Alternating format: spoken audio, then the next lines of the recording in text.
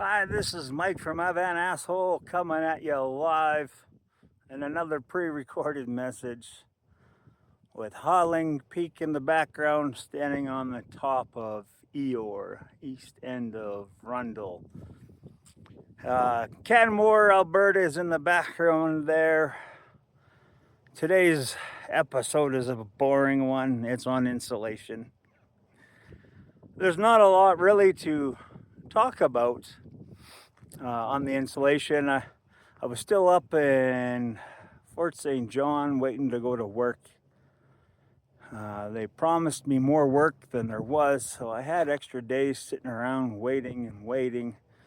So I just decided to tackle the insulation. I had it sitting in there.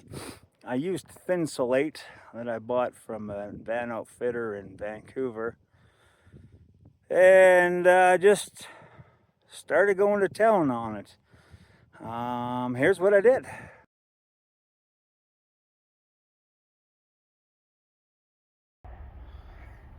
Well, insulating is not very pleasant. I've got the uppers done on this side.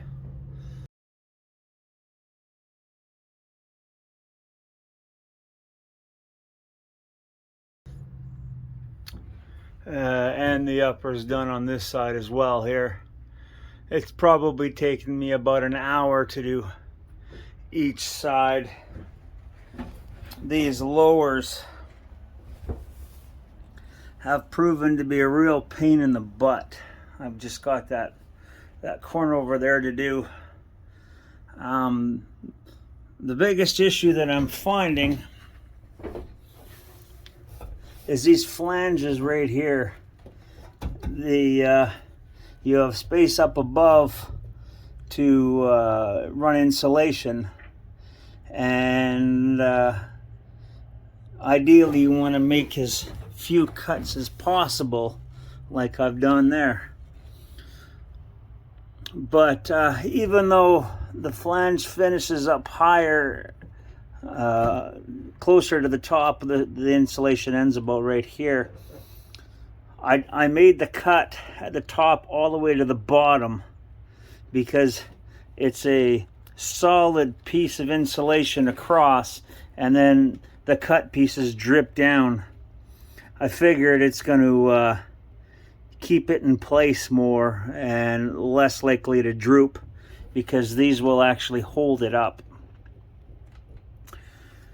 So that's what I did, and no matter how perfect you try to do it, at least I've found, you end up, if you don't make the cuts just perfect, you end up with little gaps, so you have to use little pieces to fill it up. I don't like it, but what do you do, right? So it's a pain in the butt, but this was 26 inches up to here. I'd recommend doing about 27 inches. It's nice to have a snug fit, because if you do exactly 26 inches, you'll probably find you have ½ inch to an inch on the bottom somehow. It just seems to work that way. That happened with these pieces over in here, because in these pieces I could actually go up to here, and they ended up being too short, so I pulled them out and I ended up using them for the lower part of my door.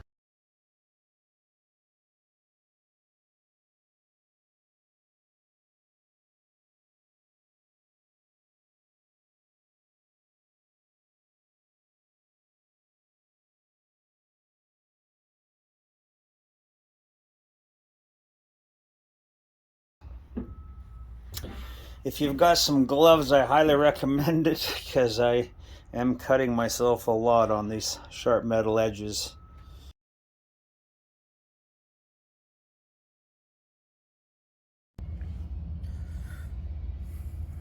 I just sprayed on my first section of the wall with that stuff. It sprays on like a spider web, just like it says in the instructions. I was about a foot away. I did that. And then I sprayed down the entire surface here. I wasn't overly generous, and the instructions I found online was to wait anywhere from 1 to 10 minutes.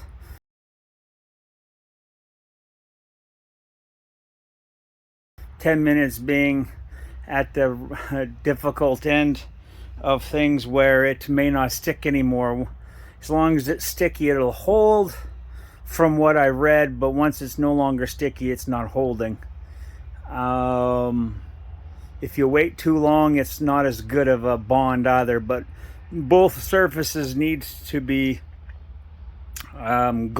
sprayed, and then the two sticky surfaces stick together. So once I'm ready to put this up into place, I got one chance to do it right. So I practiced putting it up to figure out how high up I should put it up there, and how far along that edge to put it to make sure I cover the entire thing.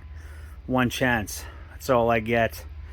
I feel like it's an Eminem song. What else was there? Oh yeah, don't get any on your skin at all, so I just put on coveralls. They recommended using rubber gloves, goggles if you got them. Don't breathe this stuff in, it can get ugly. I had an eye wash station prepared specifically for this, ready to go. If you get some in your eyes, you gotta wash it out. That one's ready to go up there next, provided this goes well. There shouldn't be any oils on the paint surface, otherwise it may not stick as well. Rubbing alcohol apparently helps to clean the oils off, break them down, whatever, to allow for a better bonding. So it can get a bit messy. I had some drip out and blots down below, so in the future I think I will have something down there to catch that, just in case, or it's going to be covered anyways. Maybe I don't care, I don't know. Anyway, that's gluing insulation.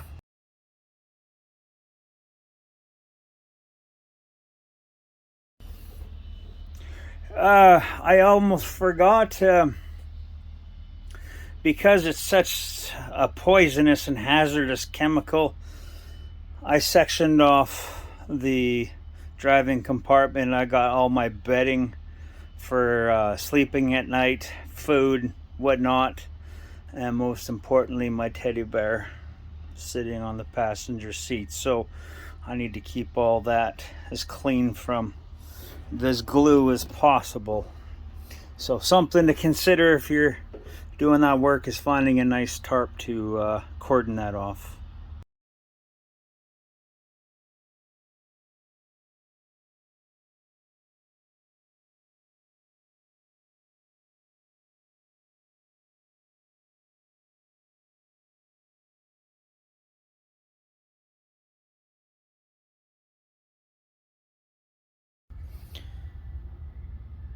Little suggestion that's working well for me. I started off with a pair of scissors, shears, whatever you want to call them over there. My cuts were wavy, they weren't straight, so I went with two 2x2s because I had them sitting around, and an X-Acto knife. And not only do I get a straighter cut, but it's quicker. It takes me, I just measure in the distance. I cut about an inch, measure in the distance, cut an inch, and then I just line the boards up and then run my X-Acto knife down the length of it. It works great. I've pretty much got the insulating done now. I've learned that in creating these pieces, it's better to make them a bit bigger than they really need to be.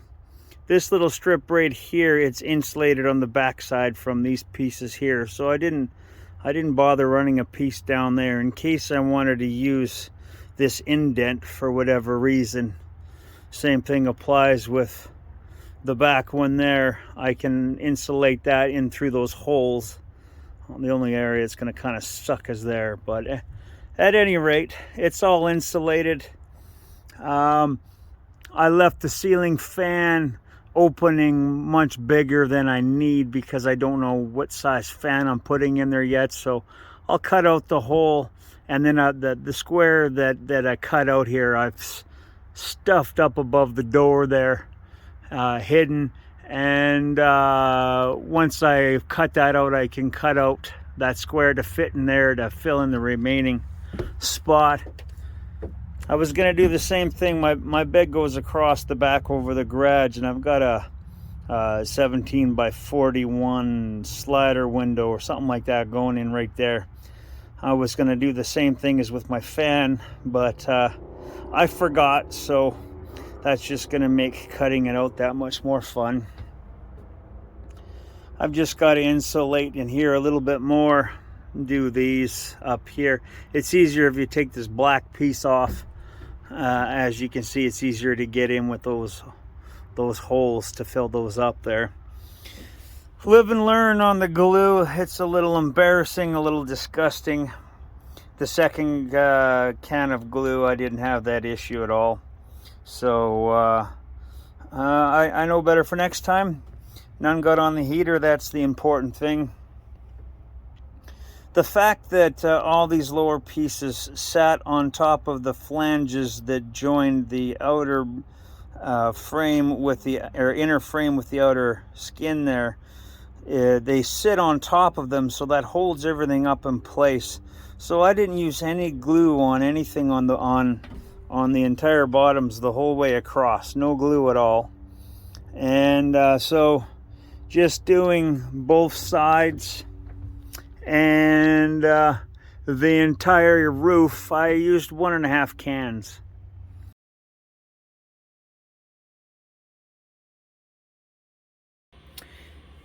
Insulating the doors is a tough one. The frame has got lots of little pieces that join against the outer skin in messed up locations, vertically and horizontally. So you have to do this in several small pieces. What I've found, unfortunately, unless you're more skilled than I am. But it can be done. What I found worked the best was I tore the plastic down and left the bottom on.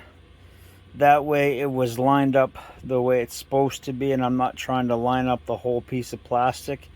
This plastic is kind of stretched into place, so I didn't quite get it high enough to match the hole with the dimple that's in the metal there. So you have to stretch it really tight. So you want to get this perfect or close to perfect when you put it back on, to make sure that you get this black stuff back on the metal itself.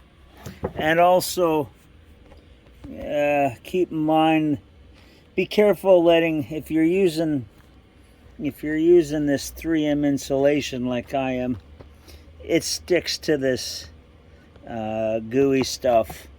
So the more insulation you get on there, the less stick it becomes, obviously. So just be aware of that.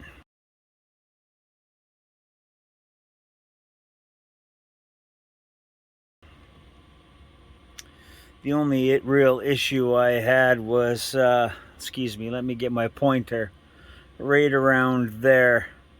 There's the whole door locking mechanism, and it takes up about basically that whole area right there. So trying to get a little piece of insulation up in there was hard. I don't know that it really did much good regardless, but that's what I've learned.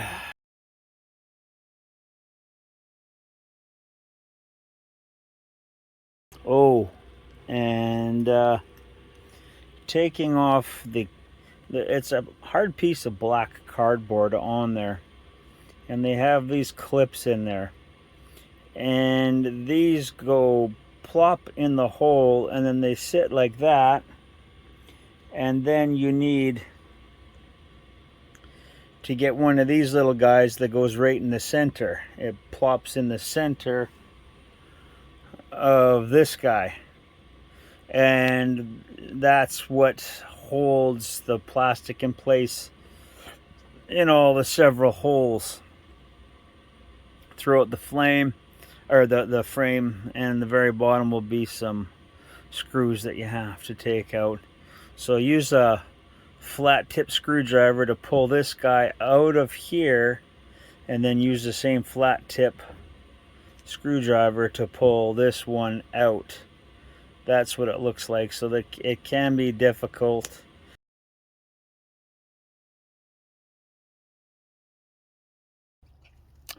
Well, I took the back door panel off.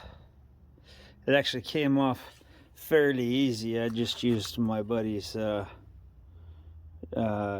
here, and I just popped these guys out. They all came out. They're also designed to be slid in there. Of course, I can't get one out right now, but if you look right there, they will come right out. So if you break one, I'm presuming they're replaceable. Lots of room to get insulation in here. You can run some up the sides of the doors here, which I'm gonna do. Getting up there, I don't know about. This area in here, it's flat. There's no way to insulate it inside the metal, so it's got to sit there. I ran that up there in case I couldn't get up into there inside.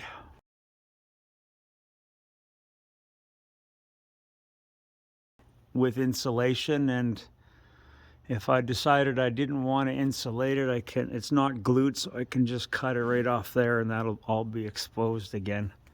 So it's no big deal.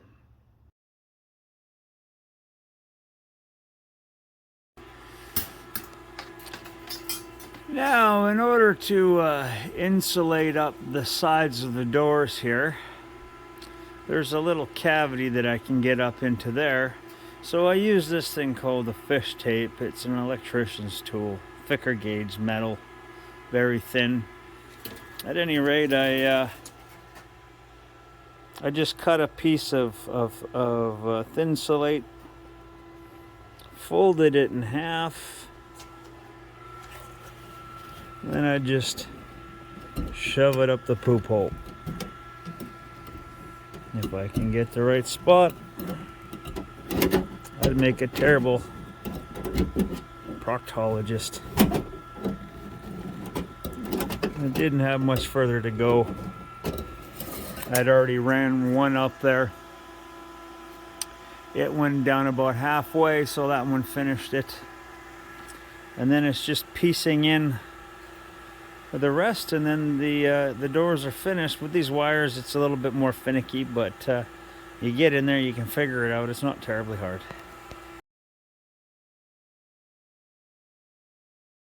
One is doing these corner pieces. There's an access hatch down there, so I'm just tied a wire through it like that. I made it more than wide enough to do two sides, and I'll just coil it up into a tight ball and push it in as I pull down, and keep on coiling it up, and theoretically it should pull it down to there.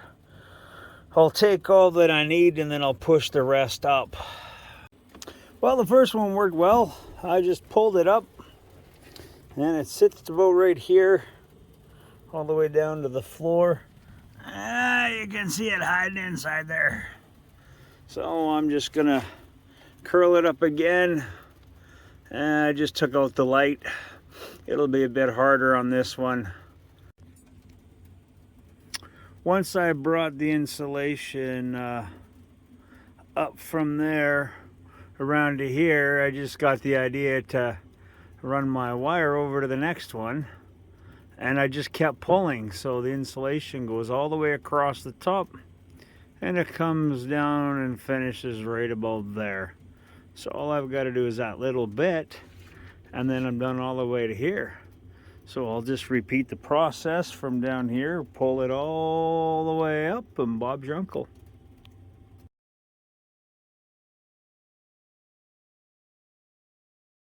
I've almost got the door panel off on the driver's side. I've just got to release the electrical. Hopefully that's all there is left. I had a couple of these guys to knock out near the top. There's a couple long white ones there, you can see they came out fairly easily. Before I got to that, I had 4 of these little cover tabs to take off. They would sit in places like this just to cover over the little bolts there. These guys here are 7mm, and then there was 2 of these T20s that you had to take out. So 4 of these, 5 of these, and 2 of these guys, and then you pop and lift, and it's that simple. I don't know what I'm doing, and I figured it out fairly easily so far. So that's all that's really involved in getting apart one of these doors. Okay, in about 30 seconds I had the door panel off. There was just 4 electrical connectors to pull out. They came out fairly easily. Just remember where they go back in. And it does not look like I'm going to be able to get... Oh, I should be able to get a fair amount of insulation inside of here. It looks fairly empty inside. It's just going to be a little interesting. I have found a problem insulating these front doors. The window goes down just fine. That's a non-issue. The problem is that the glass rubs up slightly against here, which isn't a problem either, but if there's rain or dirt on the outside of this glass, it's gonna rub against this, and it's gonna stay on there, and eventually that's gonna turn into a filthy, wet, dirty mess over time. So, oh, the insulation fits so nice behind the glass. Behind this assembly sits pretty much flush against the door panel. So my friend Trevor's suggestion was to put the insulation on this side of everything and have it up against this inner wall, so to speak. And to do that, there is so much more mechanical stuff in the way that it's going to make it such a huge pain in the butt. You can't insulate this little area. Blah, blah, blah, blah, blah, blah, blah, blah. Realistically, I only have to go from the window down and over. I would insulate that way, but I think I'm kind of forced to if I don't want this insulation to get wet or muddy. The only other option is to run a piece of poly on the outside of this to separate, to protect it from the dirt and water that's going to be bestowed upon it. So decisions to make nonetheless. So I attempted to put the insulation on the outside or the inside of this window, wrapped on this side of the hardware in here, with the black backing against it, so that the water could bead off of it, so to speak. And when the window goes up and down, you can't tell right now, but the insulation does a lot of moving. It's pretty much been squished out of the way now. There's always going to be water inside this door from water on the outside of this window getting in, and God knows if it leaks at all. So there's going to be water and dirt in here all the time. So this to me is a recipe for disaster, especially where I live where it rains a lot. So my friend Trevor's solution is to just line the outsides with insulation, stuff them the best that I can. I can do basically this corner here. The window does not go down, the window goes down here. So I can fill this up inside the door with insulation, but the rest I'm just going to shove in there, and it is what it is.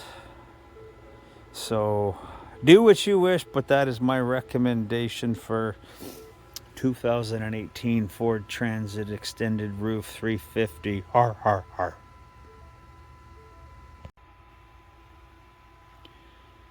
I ended up taking the speaker out, and I basically insulated all the way down to the bottom there. All that area I got, because the window only comes right down to about there. So that's insulated.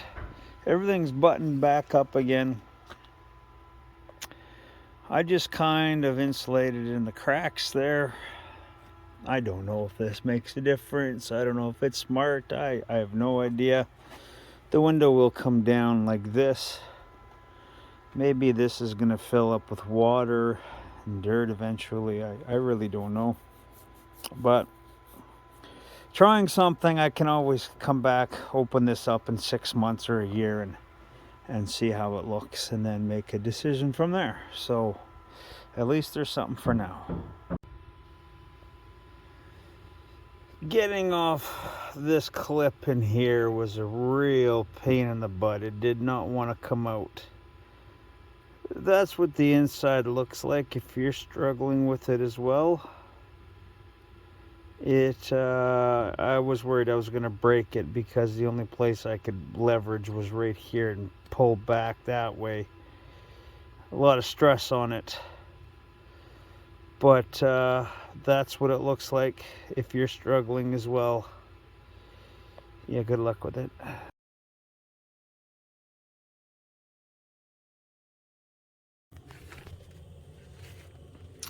Because I had some condensation buildup inside these tiny spaces here in the ceiling joists, whatever you want to call them,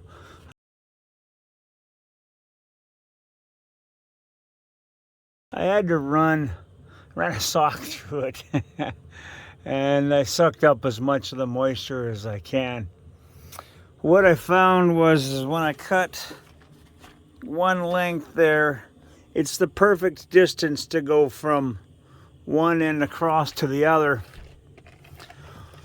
What you'll find is that you'll get stuck somewhere right around there. So what I found that I ended up doing is cutting two pieces, basically this length, thickness of your hand, squared, and then two squares. The first one I could shove up in here where this hole is. I could fill up this area. Then the second one I would shove into there to fill in there. And the only area I haven't been able to get is just little area right in here. Maybe if I worked this farther, I might be able to get in there. I got to play around with this still and see if I can. But cutting the insulation wider than this channel ensures that you get a really good insulation of it. Hopefully that'll take away the condensation issue that I had.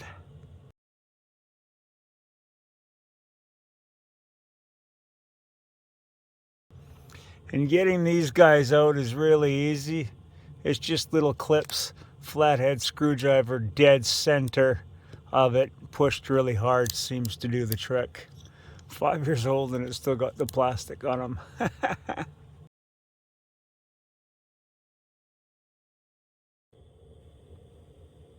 I bought the low ease. I think it's easy cool. I don't know. It's some sort of insulated thermal barrier. It's like Reflectix, but it's not Reflectix. It's actually got insulating properties. Using it as a thermal barrier on my bare metal throughout the van. The kit came with the material, a fancy paper bag with a stop sign on it telling me what to do. They come with this fancy high-tech tape, a good smoother thingy, even got a knife, and my favorite, a rubber band. So there's so many things I can do with this, it's worth the purchase in itself. I cut these ones are entire pieces. They go up to the ceiling, they go all the way over, and they come down to about here. That's one whole piece. So I've cut one for each side, and then these middles that I cut out, I've cut into pieces to go vertically down. I'm going to be using a bit more foil tape, but just trying to maximize the value I can with what little of this stuff that I have. So maybe there's a better way to do this. I don't know. This is just the method that I've chosen. I'm gonna learn. Do it right, do it twice. I don't have that option though. So let's hope it works right the first time.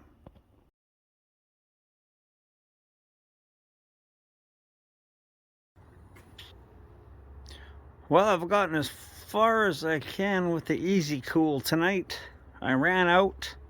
Not quite enough for the job to finish. I got that little section there of the kitchen to do, a little bit above the door, the side door, and the back doors to do yet.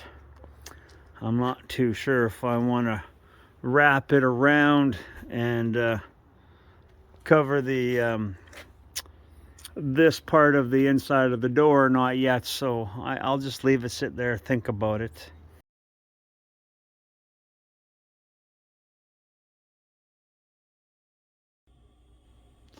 Well, here's an interesting little thing that just happened to me. I didn't insulate this area right here because I'm gonna put a fan in at a future date, and so I left the area open.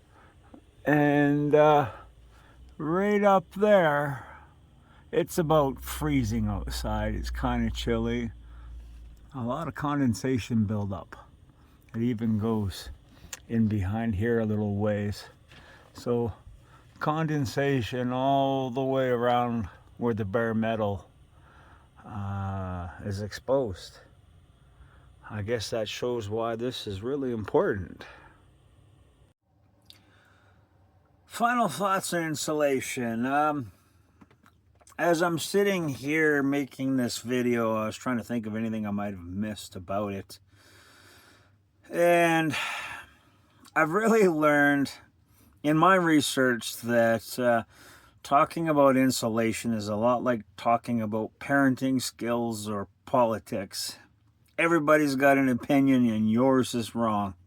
Their way is the best way to do it. So I think that no matter which option you choose, some people are still going to question it and say that theirs is better and so on and so forth. So realistically, all you can do is do your own research, diligently research this before you get started on it. Look for things like the costs, the R value that it offers, the ability to repel water, is it hydrophobic or not? How easy is it to work with to install in your van and get into those tight spots? And are you happy with the choice that you made? Because if you buy one option and you've got your walls in place, kind of like I do, and my roof and everything, and if you're not happy with it, if If you're like me, it's going to constantly bug you, and you're going to want to rip your walls apart just to deal with that again. So take your time on this and do the research that you need to do until you're comfortable with your choice. And just because somebody tells you that one way is better than another doesn't necessarily mean that they're right.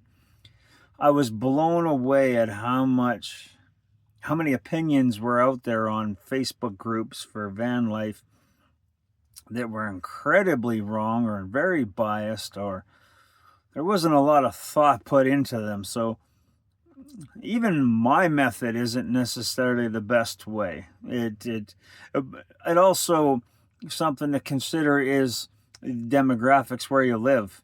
If you live down in like Arizona or California or something like that, the insulation needs that you have are going to be different than if you live like up here in Canada or Norway or somewhere where it can get really cold out. So that here on the West Coast where I live, there's a lot of moisture. So having a very hydrophobic insulation was important to me, and I still don't know if I got it right. I'm happy with the choice I made, and whatever results. I've let it go. Once I bought this stuff and put it in, I don't even think about it anymore. Unless I start noticing mold in the walls, then I'm not going to think about it again after this video. So please take your time, watch your videos, do your research, look at the pros and cons of each type, and then make a choice that you can be happy with, and best of luck. Till then, thanks for watching and have a great day.